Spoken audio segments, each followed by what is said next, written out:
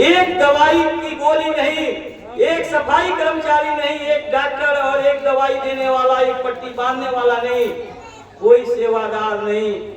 और 15 फरवरी से 25 फरवरी तक और शंकर जी को मजबूर होकर के काशी विश्वनाथ बम्भोले मंदिर को छोड़ करके उस रेती पर आना पड़ा। और देश के कोने कोने में शंकर जी भ्रमण कर रहे हैं बाबा जी के प्रेमियों को दर्शन दे। बाबा जी ने कहा कि काशी के जग में पंडित विद्वानों से कह दो कि धार फोड़ करके हवन कुंड में देसी घी डालें, और मुझे जरूरत पड़ी तो मैं गंगा मैया से उधार ले लूंगा, और मेरे पास जब आएगा तो मैं गंगा मैया को लौटा दूंगा। ये हम सब लोगों के नजरों की सामने की बात है। तमाम महात्माओं के इतिहास को हम लोगों ने किताबों में पढ़ा, महात्माओं से या गुरु महाराज के मुखारबिंद से सुना, लेकिन गुरु महाराज के चमत्कार को हम लोगों ने अपने नजरों के सामने देखा। उसके बाद भी किसी ने गुरु महाराज की बात को अखबार वालों ने नहीं बोला।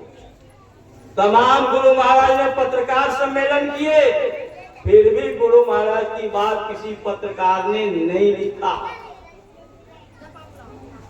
73 में चमगादड़ टापू पर कार्यक्रम हुआ, वहां एक बलिया के बाबू साहब थे, पूरा आपके हरिद्वार शहर को निमंत्रण दिया गया था भोजन के लिए।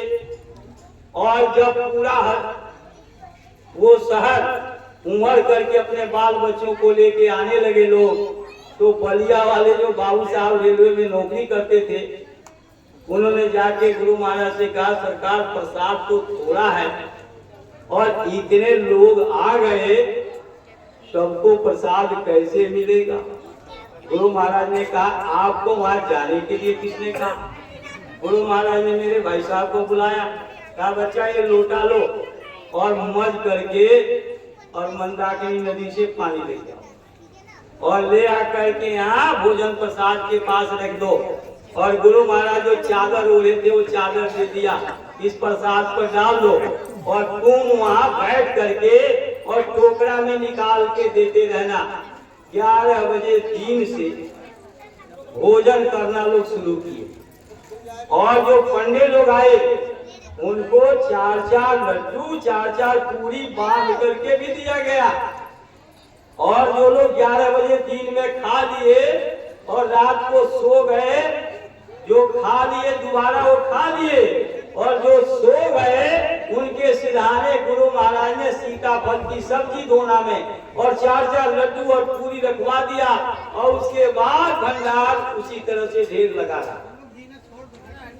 और गुरु महाराज ने कनात गिरवाई थी दिसंबर के महीने में, भयंकर ठंड थी, लेकिन उस बाउंड्री के अंदर केवल बनियान और टी शर्ट पहन करके हरिद्वार के चमगादड़ टापू पर उस कार्यक्रम में उस समय भी सरकार के लोग पुलिस वालों को कह दिया था कि बाबा जय गुरुदेव के लोग वहां ना पहुंचे। रास्ते में पुलिस वाले हथियार बंद करके बोरियों में और सत्संगियों के गाड़ियों को हाथ दे करके रोकवाते थे। जो मैजिक में या छोटी छोटी गाड़ियों में जो प्रेमी जाते थे उनके कहते थे कि ये रख लो भैया, हमें वहां छोड़ देना, हमें भी बैठा लो। और पुलिस वाले सिविल ड्रेस में होते थे, और इसलिए कि आगे चल करके कहेंगे ये तुम हथियार लेके जा रहे हो, बदनाम करने के लिए। और उसी में चंद्रभाल जो मथुरा नहीं आते, 22 साल के बाद नौकरी में बहाल हुए, लखनऊ सेक्रेटारिएट में नौकरी करते थे, 22 साल तक के लिए टर्मिनेट हो गए थे। इस तरह से सरकार जो है बाबा जी के पीछे पड़ गई। गुरु महाराज कहते थे मुझे जेल की धमकी क्यों देते हो, मुझे जेल में बंद करके दिखाओ, देखो कैसे देश दुनिया में परिवर्तन होता है। गुरु महाराज कहते थे राशन दो तो भाषण दो, नहीं तो अपना आसन दो, बाबा जी की मौज हो गई, बच्चों को सिंहासन दो, दिल्ली जाने वाली है, दिल्ली जाने वाली है, अब कुछ होने वाला है, गड़बड़ मचने वाला है, न्याय अली के बच्चों में अब गड़बड़ मचने वाला है, अब कुछ होने वाला है। गुरु महाराज जब 71 में आए थे, यही तिलकगिरी सुप्रीम कोर्ट के पास पोस्टर लगे थे। उस समय के मौजूदा प्रधानमंत्री, भूतपूर्व स्त्री प्रधानमंत्री और गुरु महाराज का फोटो आमने सामने था, और वो कह रही है मुझे केवल इन्हीं से डर है। गुरु महाराज के सामने ऐसे उंगली करके, और वो कह रही है उस समय की मौजूदा प्रधानमंत्री कि मुझे केवल इन्हीं से डर है। अब गुरु महाराज तो कहते थे 700 वर्ष के मुसलमानों के राज में नसबंदी गर्भपात का कानून नहीं, 250 वर्ष के अंग्रेजों के शासन में नसबंदी गर्भपात का कानून नहीं, उससे पहले चले जाओ कृष्ण के माता पिता की नसबंदी नहीं हुई। बाबा जी ने कहा तुम जनसंख्या की चिंता मत करो, तुम न्याय और सुरक्षा जनता को दे दो, मैं देवताओं से प्रार्थना करके इतना अन्न और सब्जी पैदा करवा दूंगा, देश की जनता खा नहीं पाएगी। लेकिन इन लोगों को समझ में आया कि बेरोजगारी बढ़ जाएगी, लोग भूखे मर जाएंगे, भूखमरी छा जाएगी, और सब प्रयास किया, तो जब कोई उपाय नहीं चला तो बौखला करके, क्योंकि बाबा जी ने कहा था कि 76 के अंत में वर्तमान की कांग्रेस सरकार खत्म हो जाएगी।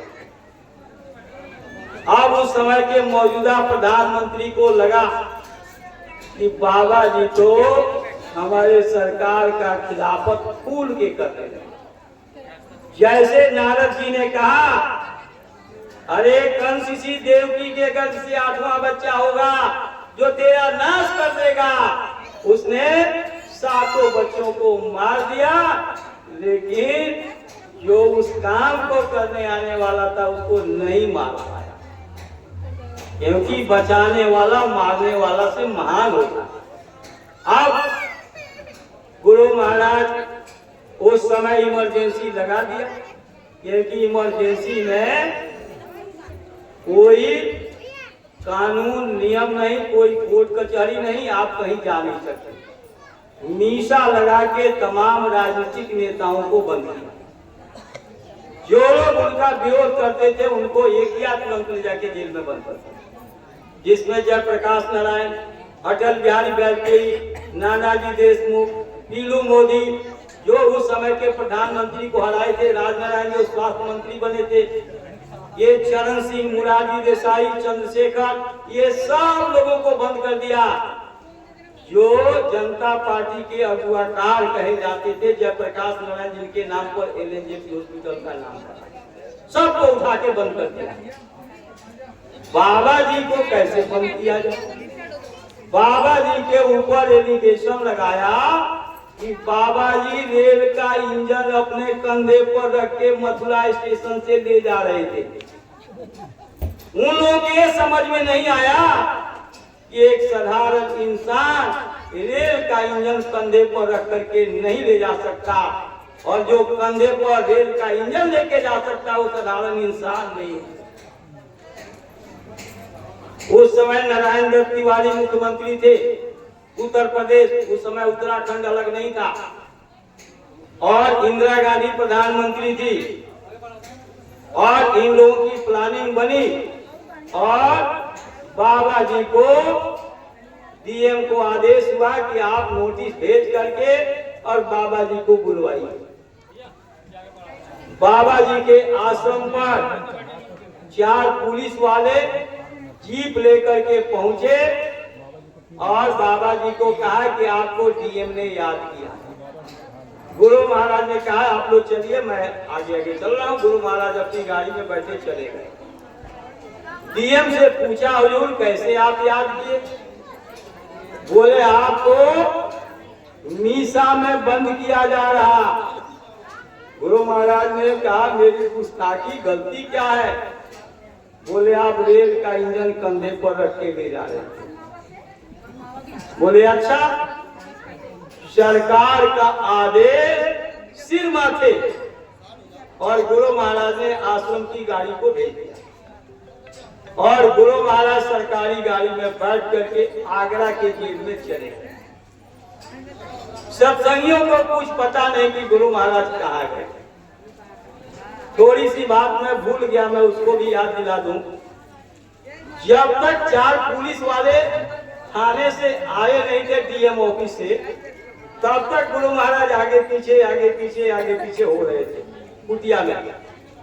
और अपने आप जैसे जय नारायण से मैं बात कर रहा हूं। गुरु महाराज अपने आप पहले आए नहीं, कहाँ रह गए, इतनी देर कैसे हो। अपने आप गुरु महाराज कह रहे हैं, लेकिन किसी को ये बात समझ में नहीं। और गुरु महाराज को आगरा में जेल के ले जाके डाल दिया। किसी सत्संगी को पता नहीं, कोई सत्संगी गुरु महाराज को भोजन नहीं पहुंचाना। गुरु महाराज जेल का भोजन करते नहीं थे। 45 दिन तक गुरु महाराज ने गर्म पानी पी करके अपनी जान बचाई। 45 दिन तक केवल गर्म पानी पिया गुरु महाराज ने। 46वां दिन गुरु महाराज के दांत में दर्द हुआ। बैरक से बाहर निकल के आए। पीपल का एक पेड़ था, पीपल के पेड़ के नीचे बैठ करके दांत के डॉक्टर को अपना दांत दिखा रहे गुरु महाराज। तब तक प्रेमियों की नजर पड़ी और प्रेमी सब चिल्लाने लगे, बाबा जी को रिहा करो, नहीं तो हमें भी जेल में बंद करो। और 3 दिन के अंदर 80,000 लोग उत्तर प्रदेश की जेलों में, थाने चौकियों में फंसे। जेल सुपरिटेंडेंट घबरा गए कि ये तो बाबा जी के प्रेमी इतने आ गए कि बाबा जी को उठा के लेके चले जाएंगे तो मैं जवाब क्या दूंगा। उन्होंने तुरंत वार्निश किया एनडी तिवारी, नारायण दत्त तिवारी को। नारायण दत्त तिवारी ने लखनऊ से वार्निश किया इंदिरा गांधी को। इंदिरा गांधी ने कहा कि तुरंत इनको बरेली के जेल में भेजो। राधा स्वामी के किताब में लिखा हुआ है कि जब वो महापुरुष आएंगे तो इस जेल की बाउंड्री टूट जाएगी।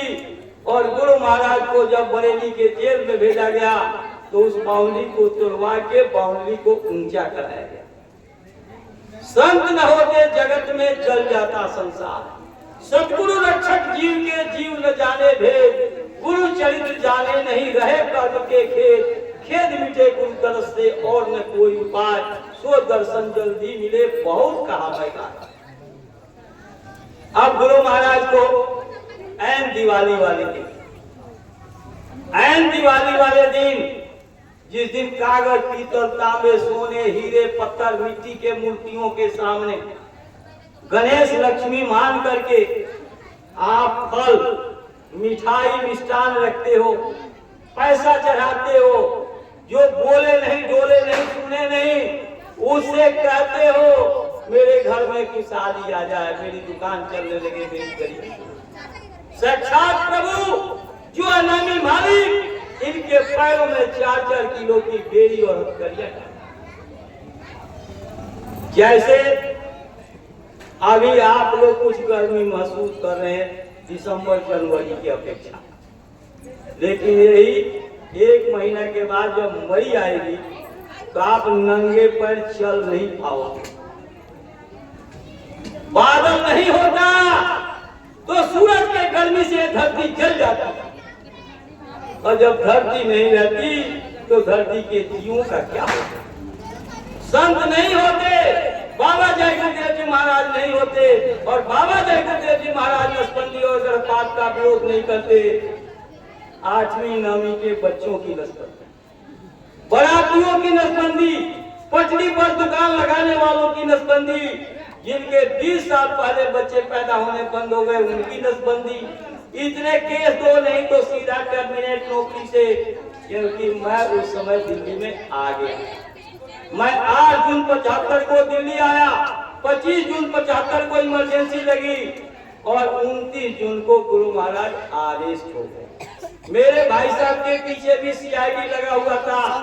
शर्मा पंडित था, देवरी गांव का रहने वाला, बहुत दिनों से लोधी रोड जाता था मेरे भाई साहब के पास दवाई लेने के लिए। तो वो कहता था कि डॉक्टर साहब आपको तो मैं जानता हूँ कि आप बहुत अच्छे आदमी, लेकिन मेरी ड्यूटी सरकार ने लगा रखी है और इसी बात की मुझे तनख्वाह दे रही है।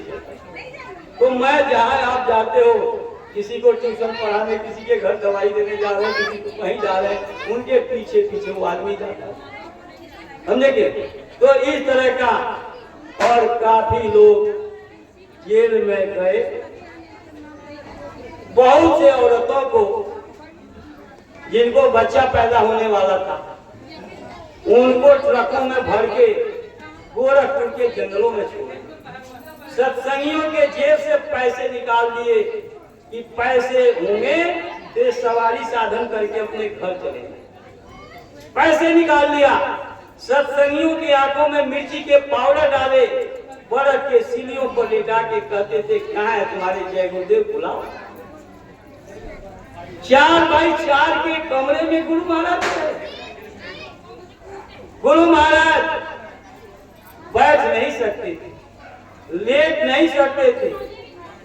और जब गुरु महाराज के पास सब साधन खाने पीने का पहुंचने लगा, तो उस समय के मौजूदा सरकार को लगा कि उत्तरी भारत में तो बाबा जी के बहुत लोग हैं, इनको दक्षिणी भारत में दे दो। दक्षिणी भारत में जब भेजा गया बंगलोर की जेल में, विधानसभा भवन से 1 किलोमीटर की दूरी नहीं होगी, वहीं पर जेल जब पार्क में तब्दील हो गया। हम लोग महाराज जी का जब सत्संग हमारे ये परशुराम जी गए थे साथ में, तो हम लोग गए थे नीला जग्गी के साथ एक एप्लीकेशन देने के लिए। तो हम लोगों ने कहा अरे जग्गी साहब आप एप्लीकेशन दे रहे हो कि गुरु महाराज का कोई चिन्ह इस पार्क में बन जाए, सरकार उनकी है तो सरकार इसके खिलाफ कैसे काम करेगी।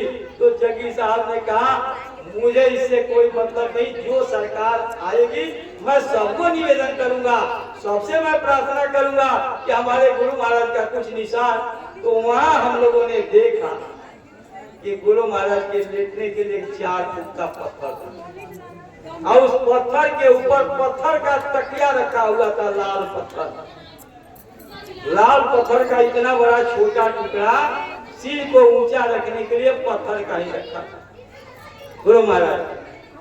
और गुरु महाराज ने जेल सुपरिटेंडेंट से पूछा कि मेरी क्या गुस्ताखी है, मुझे क्यों ये तमाम राजनेताओं को किसी को बेड़ी और हथकड़ी नहीं पहनाई गई, मुझे ये क्यों ये हथकड़ी और डंडे वाली बेड़ी क्यों पहनाई गई। तो जेल सुपरिटेंडेंट ने कहा ये हमारे अधिकार क्षेत्र से बाहर की बात है, मैं पूरी फाइल आपका पढ़ लिया, इसमें कोई गलती आपकी नहीं, आपने कोई गलती नहीं की है, लेकिन आपसे और दिल्ली के सरकार से क्या वैमनस्य है मेरे समझ में नहीं आता। मैं इतना कर सकता हूं कि डंडे वाले बेड़ी को गोल पहिया वाली बेड़ी में बदल दूं, और गुरु महाराज को वो डंडे वाली बेड़ी निकाल करके पहिया वाली, तो गुरु महाराज आसानी से बैठने होंगे। कितना कष्ट उठाए गुरु महाराज, किसके लिए? शादी नहीं, ब्याह नहीं, बाल नहीं, बच्चे नहीं। उनवल स्टेट गोरखपुर में गुरु महाराज राजा के घर में पले कुछ दिन, और गुरु महाराज की शादी तय कर दी राजा ने। गुरु महाराज रात के 12 बजे के बाद लगभग 1 बजे 12 बजे बीच में राजमहल छोड़ के निकल गए। अगर शादी से सुख मिलता है, आप कहते हो सरकार मेरे बेटा की शादी नहीं हो रही, मेरी बिटिया की शादी से अगर सुख मिलता तो गुरु महाराज शादी नहीं करते, श्यामजी राव पेशवा शादी नहीं करते, शादी से सुख नहीं। और गुरु महाराज लोहे को सोना बनाना जानते थे, दुनिया का सारा लोहा खरीद के सोना बना, लेकिन दादा गुरु ने कहा दादा गुरु से कहा, गुरु महाराज सरकार मैं तो लोहे को सोना बना लगा। दादा गुरु ने चाबी दिया, ये लो जरा मेरी चाबी को बना के दिखाओ। गुरु महाराज ने 1 मिनट में सोने की बना दी। दादा गुरु ने कहा तुम मेरे दौलत के ग्राहक नहीं हो, मैंने गलती किया जो आपको दौलत, मेरी वस्तु मुझे वापस दे दो। गुरु महाराज ने कहा सरकार आज के बाद कोई गलती नहीं।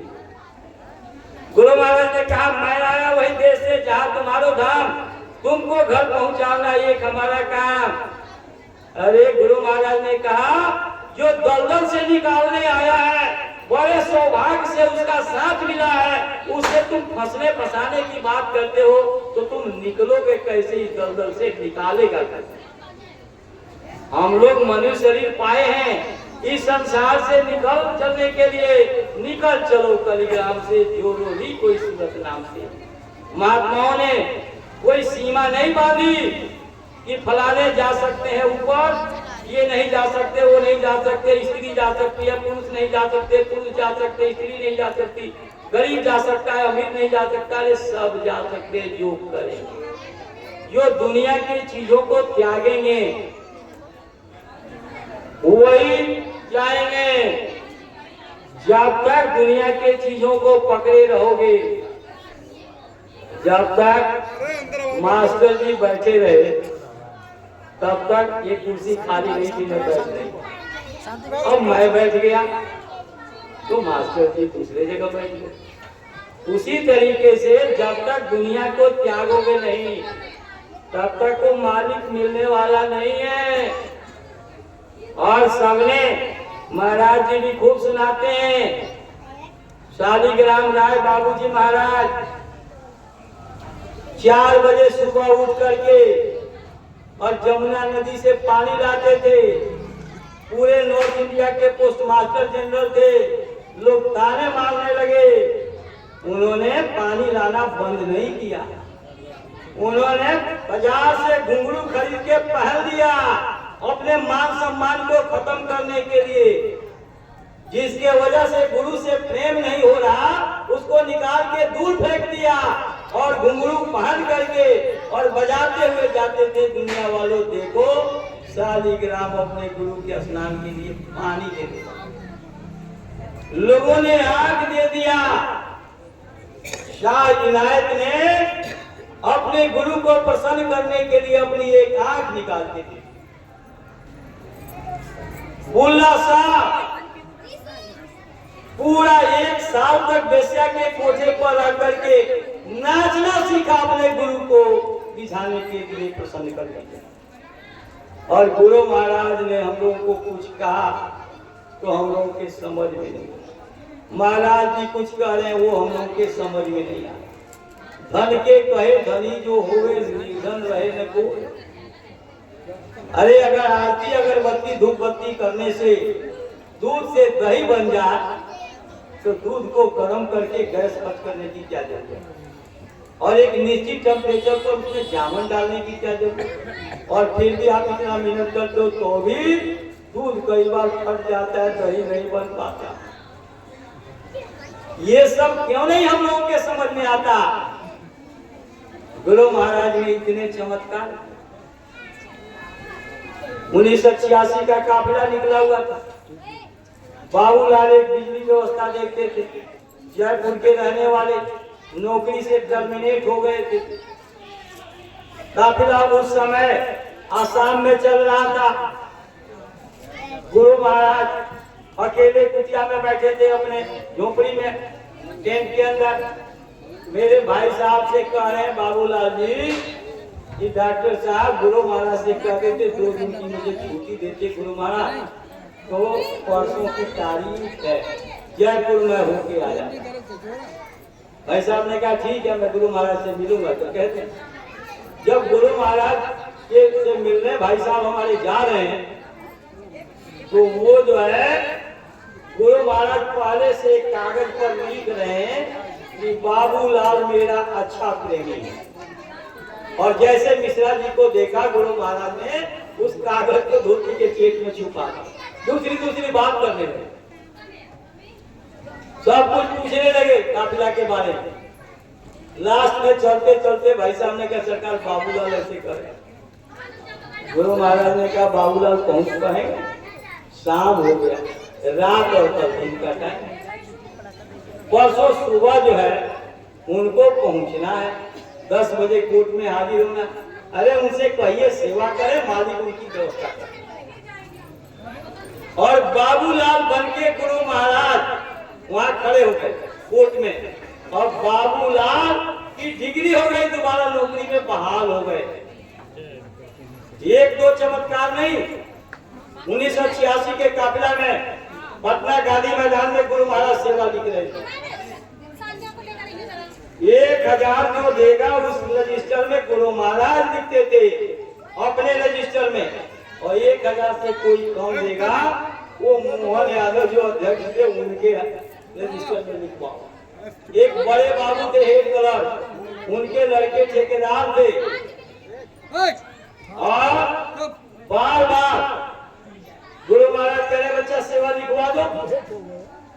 लड़का भी कह रहा पिताजी लिखवा दीजिए गुरु महाराज से सेवा, और गुरु महाराज के सामने बड़े बाबू हेड कलर कह रहे हैं अरे तुम्हें मालूम है घर का खर्चा कैसे चलता है? गुरु महाराज के सामने कह रहे हैं तुम्हें मालूम है घर का खर्चा कैसे चलता है? तुम्हें मालूम है घर का खर्चा कैसे चलता है? नहीं दी,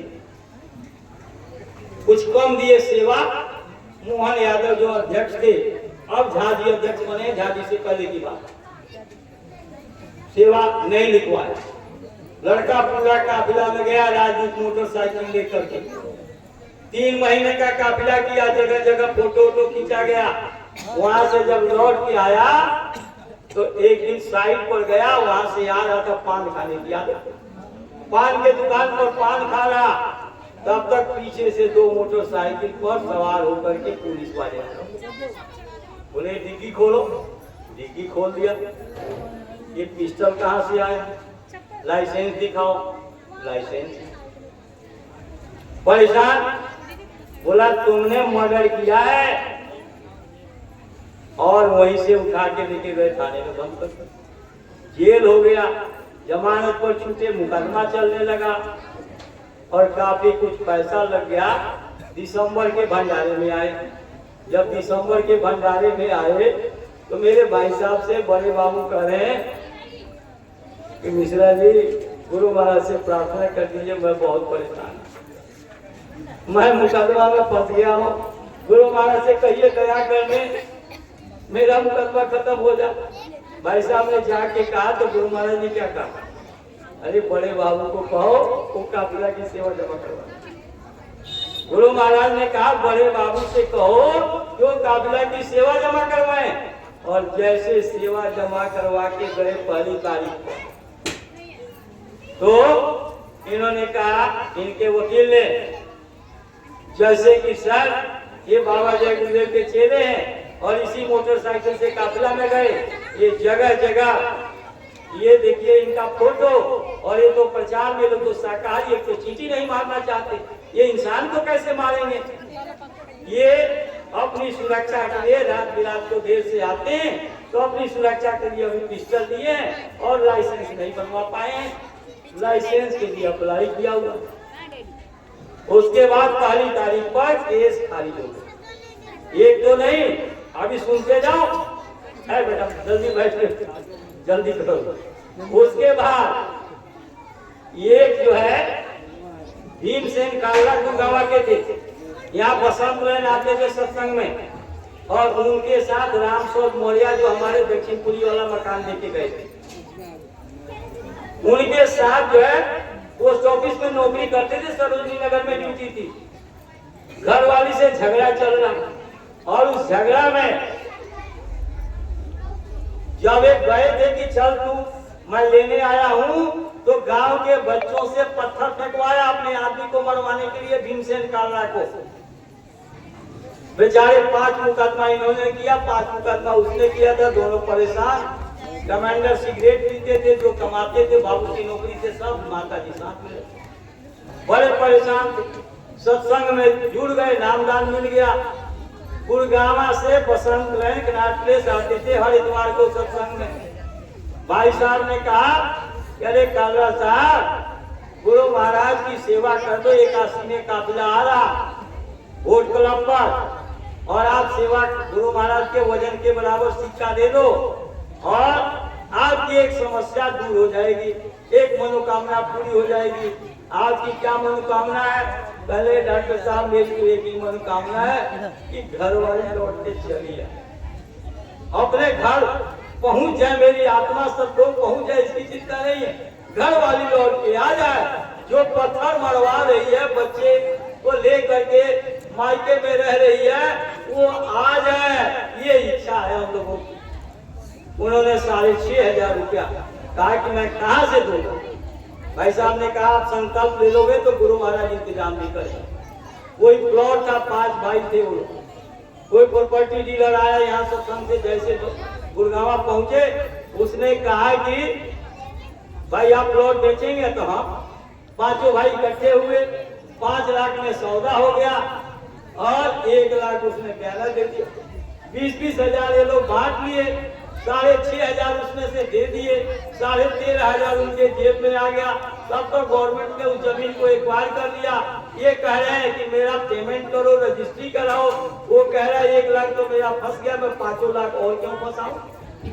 फ्री में ये लोग पा गए, और जब पहली तारीख पर गए तो जज ने पूछा आप इनको ले जाना चाहते हैं? बोले हाँ, लेकिन मुझे इस पर भरोसा नहीं।